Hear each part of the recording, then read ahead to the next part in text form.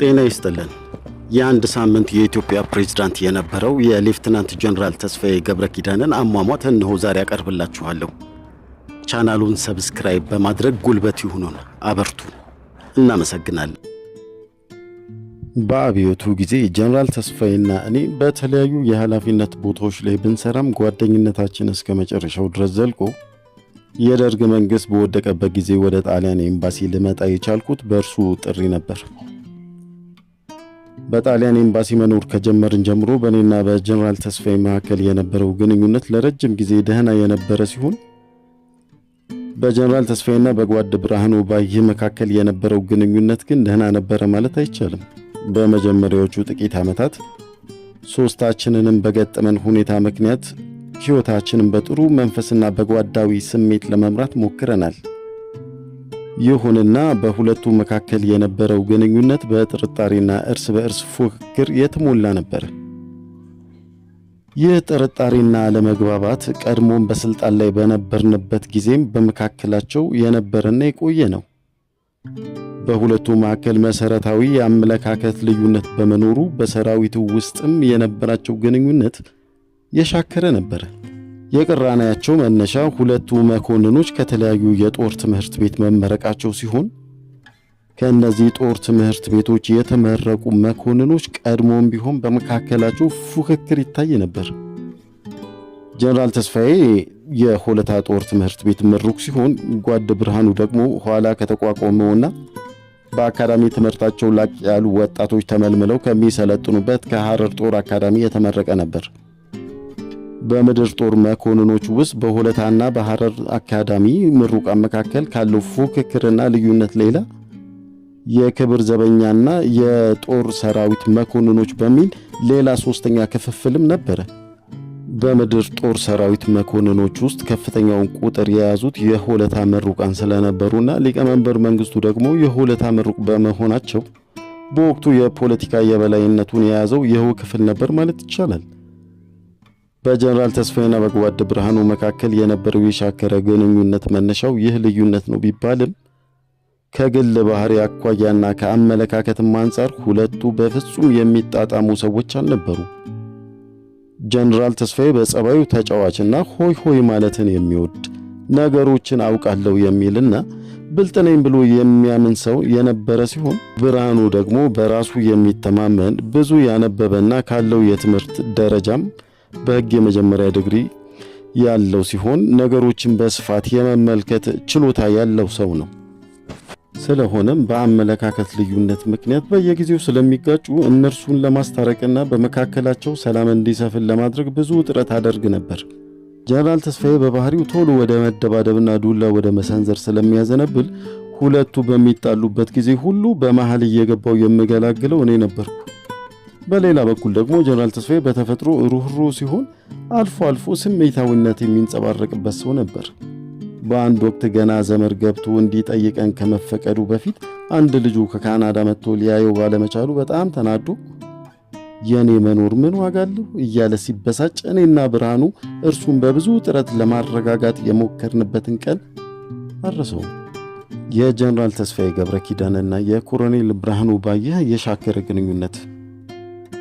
ይህ በዚህ እንዳለ በሁለቱ መካከል የነበረው ግንኙነት የበለጠ እየሻከረ የሄደው በሁለት ምክንያቶች ነበር። ይኸውም አንደኛው በጋራ በጻፍነው መጽሐፍ ምክንያት ክርክር የተነሳ ሲሆን ሁለተኛው ደግሞ ከቤተሰብ ጉብኝት ጋር በተያያዘ የተፈጠረ አለመግባባት ነው።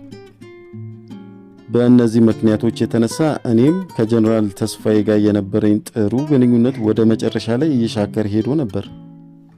በመጀመሪያ የጋራ መጽሐፋችንን በሚመለከት ረቂቁ እንደተጠናቀቀ ፎቶኮፒ እንዲደረግ ተስማምተን በእኔ በኩል ተልኮ ኮፒ ከተደረገ በኋላ ኦሪጂናሉ ተመልሶ ነበር። ከዚያም በአንድ ወቅት ጀነራል ተስፋዬ ተነሳና የዚህ መጽሐፍ ኮፒ በግሌ እንዲኖረኝ እፈልጋለሁ፣ እናንተ ሁለታችሁ ምን እያደረጋችሁ እንደሆነ አላውቅም ማለት። በወቅቱ እኔም በአባባሉ አዝኜ በእኛ ላይ ይህን አይነት ጥርጣሬ ካለ ፎቶኮፒ ልታስነሳ ትችላለህ በማለት መልስ ሰጠሁት። እዚህ ላይ ልጠቅስ የምፈልገው ሁላችንም የተስማማንበትና ለማክበርም ቃል የገባነው ወደፊት አንድ አመቺ ጊዜ እስኪፈጠር ድረስ መጽሐፉ ለሌላ ሶስተኛ አካል እንዳይተላለፍ ነበር። ይሁንና ከጥቂት ጊዜ በኋላ ጀነራል ተስፋዬ ጽሑፉን ካናዳ ለሚገኙ ልጆቹ ልኮ በግል ለማሳተም ጥረት እያደረገ መሆኑን የብርሃኑ ቤተሰቦች ደረሱበት። ይህ ዜና እኛ ጋር ሲደርስ ብርሃኑ እጅግ በጣም ተቆጣ። እኔም የተስማማንበት ቃል ባለማክበሩ በተስፋዬ ላይ ቅሬታ አደረብኝ። ከዚያም ብርሃኑ ደብዳቤ ለባለቤቱ በመላክ መጽሐፉ በጋራ ንብረትነት ተመዝግቦ ሁሉም በሚስማሙበት ስፍራ እንዲቀመጥ መመሪያ ይልካል። ከዚህ ጊዜ ጀምሮ በመካከላችን መተማመን ጠፋ። ሌላው ለግንኙነታችን መሻከር ሁለተኛው ምክንያት ከቤተሰብ ጉብኝት ጋር በተያያዘ መነሻነት ነበር። ይኸውም ኤምባሲው ለእያንዳንዳችን በዓመት ውስጥ የተወሰነ የቤተሰብ ጉብኝት በዓመት 3 ጊዜ የፈቀደልን ሲሆን ጀነራል ተስፋዬ ድርሻውን አስቀድሞ ይጨርሳል። ከዚያም ሞስኮ ይኖር የነበረው ልጁ አዲስ አበባ ሲመጣ ከእኛ ድርሻ ለመጠቀም ይጠይቀናል። ይሁንና ሁለታችንም ከቤተሰቦቻችን ጋር የጉብኝት ቀጠሮ ስለነበረ ድርሻችንን አሳልፈን ለመስጠት አልፈቀድንም። ከሁሉ በፊት አንዱ የአንዱን ድርሻ አሳልፎ መስጠት እንደማይቻል የታወቀ ነበር። ከዚህ ሌላ ጉብኝት በሙሉ የሚመዘገቡ ከመሆናቸውም በላይ የተሰጠን ፍቃድ በጣም ውስን ስለነበረ ሁላችንም በቁጠባ መጠቀም አለብን። ስለሆነም ጀነራል ተስፋዬ ከኛ ድርሻ ጠይቆ ስንከለክለው በጣም ተቆጥቶ ከዛሬ ጀምሮ ደባሎች እንጂ ጓደኛሞች አይደለንም አለን። እኛም እርሱን እንዲህ ካለ ምን እናደርጋለን በማለት ዝም ብለነው ነበር። ይህ ሁኔታ የተፈጠረው ኤምባሲ መኖር ከጀመርን ከ10 ዓመት በኋላ ነበረ። ከዚህ ጊዜ ጀምሮ በመካከላችን የነበረው ግንኙነት ከአንገት በላይ ነበር ማለት ይቻላል። በዚህ ሁኔታ ላይ እያለን ነው እንግዲህ ግንቦት 25 ቀን 1996 ዓ.ም አሰቃቂ ሁኔታ የተፈጠረው። የግንቦት 25 ቀን 1996 ዓ.ም ሁኔታ ግንቦት 24 ቀን 1996 ከሰዓት በኋላ ወደ 11 ሰዓት ላይ እንደ ሌላው ቀን ሁሉ የ1 ሰዓት የእግር ጉዞ አድርገን ነበር። በዕለቱ ከቅርብ ጊዜ ጀምሮ እንደምናደርገው ሁሉ እኔና ብርሃኑ አንድ ላይ ሆነን ስንንሸራሸር ጀነራል ተስፋዬ ለብቻው የእግር ጉዞውን አደረገ። በዚያን ዕለት ተረኛው ካሪቢኔራ ጊዜውን ለማሳለፍ ከኛ ጋር ይንሸራሸር ነበር። ሰዓቱን ስንጨርስ በነገው ቀን ግንቦት 25 1996 የጣሊያን ሪፑብሊክ ቀን የሚከበርበት ዕለት ስለሆነና የውጭ እንግዶች ስለሚመጡ እባካችሁ ከቤታችሁ ግቢ አትውጡ ብሎ ተሰናበተን። እንግዶች ለግብዣ ወደ ኤምባሲው ሲመጡ የሚደረግ የተለመደ አሰራር ስለነበረና እንደተለየ ነገር ስላልቆጠርነው ዝም ብለን ወደ ቤታችን ገባን። በማግስቱ ወደ 5 ሰዓት አካባቢ ጀነራል ተስፋዬ ቁርስ ከበላ በኋላ ወደ ውጪ ለመውጣት ሲፈልግ በቅርብ የነበሩ ዘቦች ዛሬ መውጣት እንደማይቻል ይገልጹለታል። በዚያን ወቅት እኔና ብርሃኑ ቁርስ በመብላት ላይ ነበርን። ከጥቂት ጊዜ በኋላ ጀነራል ተስፋዬ መጣና ትናንትና ካሪቢኔራው ዛሬ መውጣት እንደማይቻል ነግሯችሁ ነበር ብሎ ይጠይቃል። እኔም እንደ ትዕዛዝ ሳይሆን እባካችሁ እንግዶች ስለሚመጡ ከግቢያችሁ አትውጡ በሚል አሳስቦናል በማለት መለስኩለት። ከዚያም ጀነራል ተስፋዬ ብርሃኑን አንተ ሰምተሃል ወይ ብሎ ሲጠይቀው አዎ ብሎ ሲመልስለት በጣም ታሳዝናላችሁ በማለት ጥሎን ይወጣና በረንዳው ላይ መንሸራሸር ይጀምራል። ከጥቂት ጊዜ በኋላ በንዴት ይመለስና ብርሃኑ ለምን አልነገርከኝም ብሎ ሲያፈጥበት መናገር ነበረብኝ በማለት ይመልስለታል። ጀነራል ተስፋዬም አዎን ብሎ ቡጢ ሲሰነዝር ብርሃኑ ለመከላከል ተዘጋጅቶ ስለነበረ ቡጢውን ይከላከልና በተስፋዬ ክንዶች ላይ በመጠምጠም በጠነከረ ሁኔታ ይያያዛሉ።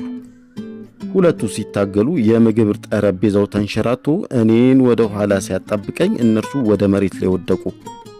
ብርሃኑ ከላይ ጀነራል ተስፋዬ ከታች ሆኖ ይታገሉ ጀመር። ከዚያም እኔ ከተጣበኩበት ቦታ ወጥቼ እነሱን ለመገላገል ስሞክር የቤት ሰራተኛችን ወይዘሮ ተዋበች ሁኔታውን ተመልክታ ጩኸቷን ትለቀዋለች።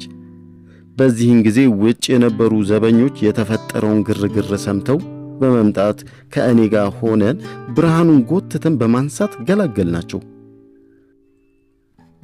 ብርሃኑን እጁን ይዘን በምንጎትትበት ወቅት ተስፋዬ ቡጢ እየሰነዘረ ይመታው ነበር። ከዚያም ሁለቱም ተነስተው ጀነራል ተስፋዬ ከኔ በስተግራ ብርሃኑ ደግሞ ትንሽ ራቅ ብሎ በስተቀኝ ቆመው ሳለ ሳይታሰብ ጀነራል ተስፋዬ ብርሃኑን በእርግጫ ለመምታት እግሩን ሲሰነዝር አሁንም ብርሃኑ ከእርግጫው ያመልጥና ተስፋዬን በሁለት እጁ ይዞ ሲታገሉ መስኮት አጠገብ በነበረ ታጣፊ ጠረጴዛ ላይ ተያይዘው ይወድቃሉ። በዚህን ጊዜ ተስፋዬ በጭንቅላቱ የመስኮቱን መስታወት ሲገጭና ሲሰበር የጠረጴዛው እግር ሲታጠፍ አንድ ይሆናል። በመሆኑም የተሰበረው መስታወት የተስፋዬን ጭንቅላት ከኋላ ይቀረድደዋል። ከዚያም ተስፋዬ ከጭንቅላቱ ደም መፍሰሱን ሲመለከት ትግሉን ይተውና ደሙን ለማስቆም ወደ መታጠቢያ ቤት ይሄዳል። ደሙ በጣም ይፈስ ስለነበረና ለማስቆም ስላልቻለ ጭንቅላቱን በፎጣ ጠቅልሎ ወደ መኝታ ቤቱ አመራ። በወቅቱ እኔና ዘቦቹ ሁለቱን በመገላገል ላይ ስለነበርን ተስፋዬ ወደ መኝታ ቤቱ መሄዱን ስናይ ብርሃኑን ይዤው ወደ በረንዳ ወጣሁ። ከዚያም መጠነኛ ደም ብርሃኑ አፍንጫ ላይና ልብሱ ላይ ስላየሁ ገብቶ እንዲታጠብ ነገርኩትና ወደ ውስጥ ገባ። ቤታችን ውስጥ የተነሳውን ግርግር ሰምተው ካሪቢኔሮቹ እኛ ዘንድ ሲደርሱ ተስፋዬ ክፉኛ በመድማት ላይ ሆኖ ስላገኙት ሐኪም ለማስመጣትና ደሙን ለማስቆም ተሯሯጡ። እዚህ ላይ መገለጽ ያለበት ጀነራል ተስፋዬ የስኳር ህመምተኛ ስለነበረ የደሙን መፍሰስ ማስቆምና ቁስሉን አክሞ ማዳን እጅግ አስፈላጊ ነበር። ስኳር ህመሙ የጀመረው እዚህ ከመምጣታችን በፊት ሲሆን ስኳሩን ለመቆጣጠር ኢንሱሊን ይወጋ ነበር። ስለሆነም አስቸኳይ የሕክምና እርዳታ ማግኘት ለጀነራል ተስፋዬ ወሳኝ ጉዳይ ነበር። በዚህ ዕለት እንዳጋጣሚ ሆኖ የኤምባሲው ዶክተርና እኛም እየመጣ ያክመን የነበረው ጀርመናዊው ዶክተር ለግብዣ ኤምባሲው ጠርቶት ኖሮ ግቢ ውስጥ ስለተገኘ ካሪቢኔሮቹ በፍጥነት አመጡት። ይህ ዶክተር እንደ መጥፎ እድል ሆኖ ታዲያ ብዙውን ጊዜ ነገሮችን አቅሎ የማየት ባህሪ ስለነበረው ጀነራል ተስፋዬን ያይና ቁስሉ ቀላል ስለሆነ ደሙ አሁን ይቆማል ብሎ ጭንቅላቱን በፋሻ ከጠመጠመና አንድ መርፌ ከወጋ በኋላ ተነስቶ ይሄዳል።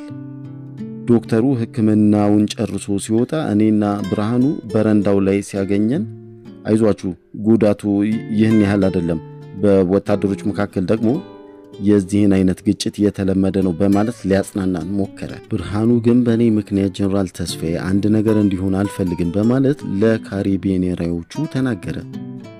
በሌላ በኩል ደግሞ የኤምባሲው አስተዳደር ሚስተር ካርቱቺ መጥቶ ስለነበረ ከእንግዲህ በኋላ ሁለቱ ሰዎች አንድ ቤት ሊኖሩ አይችሉምና እባክህ አንድ ነገር አድርግ በማለት በወቅቱ አሳስቤው ነበር። ከዚያም ከሰዓት በኋላ ወደ 9 ሰዓት ሐኪሙ ተመልሶ ካየው በኋላ በጠብታ የሚወሰድ መድኃኒት አስቀምጦ እኔ እንድሰጠው ነገረኝና ሄደ። በዕለቱ ከሰዓት በኋላ ሰራተኛዋ ወደ ተስፋዬ መኝታ ቤት እየሄደች ሁኔታውን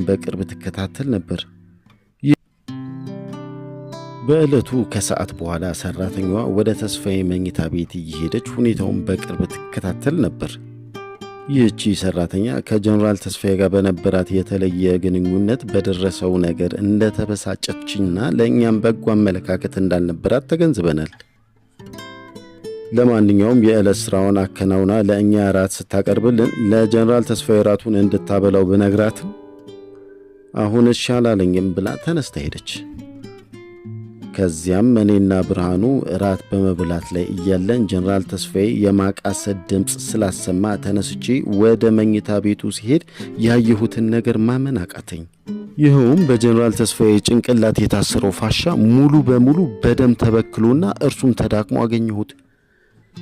በሁኔታው በጣም ደነገጥኩ፣ በእጅጉም አዘንኩ። ከዚያም እየሮጥኩ ወጣሁና የዕለቱ ተረኛ ካሪቢኔሪ በአስቸኳይ አስጠርቼ የተስፋዬን ሁኔታ በማስረዳት ጀነራል ተስፋዬ በዚህ ሁኔታ ማደር ስለማይችል በፍጥነት ዶክተሩን እንዲያስጠራው ነገርኩት። ካሪቢኔራውም ባየው ነገር ተደናግጦ አለቃውን ካነጋገረ በኋላ ዶክተሩ በፍጥነት እንዲመጣ መልእክት አስተላለፈ። ሐኪሙ እስኪመጣ ድረስ በቦታው የነበርነው ሰዎች ጀነራል ተስፋዬን ለመንከባከብ ሞከርን። ዶክተሩ ወደ ምሽቱ 2 ሰዓት አካባቢ ሲደርስ ጀነራል ተስፋዬ የተዳከመ ቢሆንም የሚሰማውን ስሜት ለሐኪሙ በደንብ መግለጽ ይችል ነበር። ዶክተሩና ካሪቢኔሮቹ ምን ማድረግ እንደሚገባቸው ከአምባሳደሩ ጋር በመነጋገር ላይ እያሉ ጀነራል ተስፋዬ የበለጠ እየተዳከመ ሄደ። ጀነራል ተስፋዬ የስኳር ህመምተኛ መሆኑ ስለሚታወቅ ህይወቱን ለማትረፍ ገና በቀኑ አደጋው እንደደረሰ ደሙን ለማቆም የተለየ እርምጃ መወሰድ ነበረበት። ይኸውም ተጨማሪ ሌሎች የህክምና ሰዎች መጥተው የተቀደደውን ደም ስር በመስፋት ወይንም አስፈላጊ የሆነ የአደጋ ጊዜ ህክምና ተደርጎለት ህይወቱን ማትረፍ በተቻለ ነበር።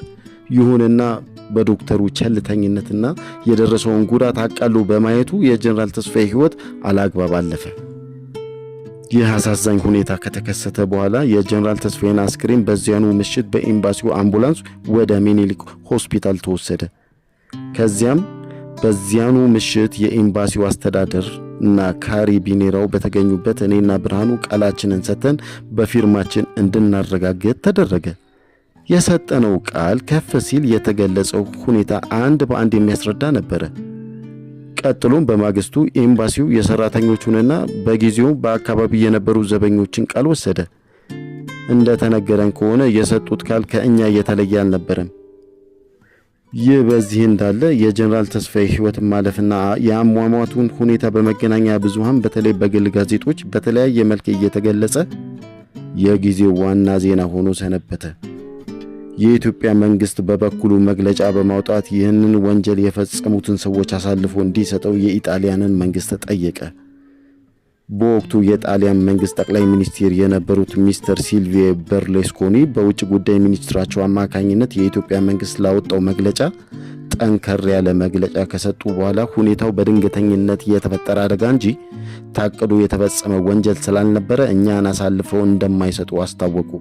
ከዚያም የጀነራል ተስፋዬ ቀብር ውጪ የሚኖሩት ልጆቹ ከመጡ በኋላ በቅዱስ ዮሴፍ ቤተክርስቲያን ተፈጸመ።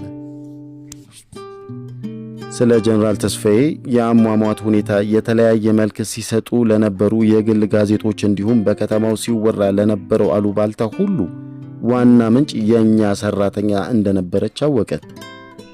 የጠቡን አነሳስና የሁኔታዎችን ሂደት በደንብ እያወቀች እኛን ለመበቀልና ምናልባትም ከጀነራል ተስፋዬ ልጆች ገንዘብ ለማግኘት በማሰብ ተስፋዬን ሁለታችንን በጋራ እንዳጠቃ ነው። ብርሃኑ እጁን ሲይዘው አዲስ ጭንቅላቱን በጠርሙስ መታው የሚሉና የመሳሰሉ መርዘኛ ወሬዎች ስትነዛ ከረመች። ከዚህም አልፋ አንዳንድ ጠባቂዎችን በሐሰት እንዲመሰክሩ በማግባባት የጀነራል ተስፋዬ ልጆች የምትፈልጉትን ለማድረግ ዝግጁ ናቸው በሚል በገንዘብ ለማባበል ሞክራም ነበር። ጠባቂዎች ግን እኛ ያላየነውን አንመሰክርም ስላሏት ጉዳዩ ሊቀር ችሏል።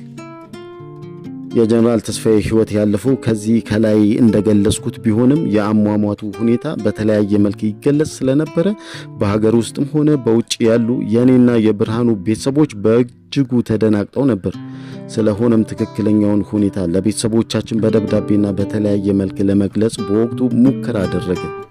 በተለይ በሀገር ውስጥ የሚወጡ የግል ጋዜጦች ብዙ ነገሮች በግምት ይጽፉ ስለነበረ ጓድ ብርሃኑ ለጀነራል ተስፋዬ ልጆች ትክክለኛውን ሁኔታ በዝርዝር ጽፎ ከላከላቸው በኋላ ይኸው ጽሑፍ በሪፖርተር ጋዜጣ ላይ ነሐሴ 2 ቀን 1996 ዓ.ም እንዲወጣ አደረገ። ይህ ጽሑፍ ከወጣ በኋላ ሁኔታው ሊረግብ ቻለ። እኔም በካሪቢኔሮቹ አለቃ በሮቤርቶ በኩል ባለቤቴን አልማዝን በስልክ ለማነጋገር ስለቻልኩና ትክክለኛውን ሁኔታ ለማስረዳት በመቻሌ መንፈሷን ሊረጋጋ ቻለ። በተመሳሳይ ሁኔታ ብርሃኑ ቤተሰቦቹን በማስረዳት አረጋግቷቸዋል። ይህንን ሁኔታ ያጋሩን በቦታው የነበሩት የጀነራል ተስፋዬ ጓደኛ ሌፍትናንት ጀነራል ሐዲስ ተድላ ናቸው።